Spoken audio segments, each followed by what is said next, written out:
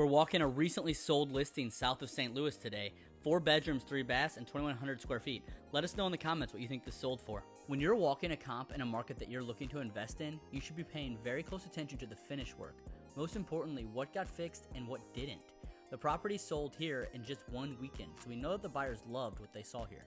We noticed right away in this property that the main level is met with many light gray and white finishes. This is a neutral tone that resonates with a lot of buyers. Additionally, that fireplace and kitchen are both recently remodeled. Some of the finishes we noticed were left alone were the older carpet, light fixtures, and curtains. Seeing this helps us understand that buyers aren't as concerned with these finishes and can be ways for us to save a bit of money on our next low-budget rehab.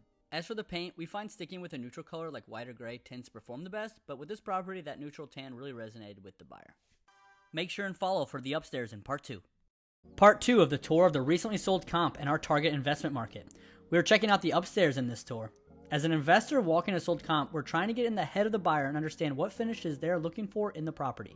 In our experience, updated bathrooms, nice floors, and neutral paint colors perform best in the upstairs of rehabbed properties. One of the first major features we noticed was that upstairs laundry and dryer. This is a rare find and can be a huge selling point for buyers. Looking at the bedrooms, they all have a very similar finish with that cheaper laminate flooring and tan walls. Keeping those walls neutral really helps the buyer visualize the space a lot easier than if it was a bright personalized color.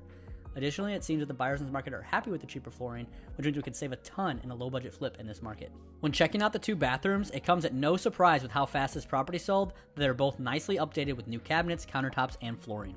Let us know what you think in the comments below of the finish work in the upstairs of this property, and be sure to follow to check out the basement in part 3. Part 3 of walking a recently sold comp in our target market. In this part, we are taking a look at the basement and the exterior of the house. Basements can be where some of the scariest monsters live, and issues down here can destroy an entire deal. What we are looking for down here is any large horizontal cracking on the foundation. Horizontal cracks are signs of major issues due to the soil or water pressure pushing on the home. These can cost a fortune to fix, and for any new investor, we often suggest is to avoid these entirely. Those small vertical cracks and diagonal cracks from windows are often less serious and usually are just signs of the foundation settling. This property's basement was immaculate and had no foundational issues that we could see.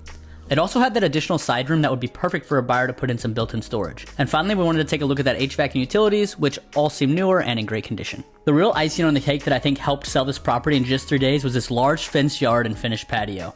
These sort of spaces are huge selling points for buyers with pets or children. If you like these sort of tours, be sure to like and follow, and let us know what you think in the comments about this property.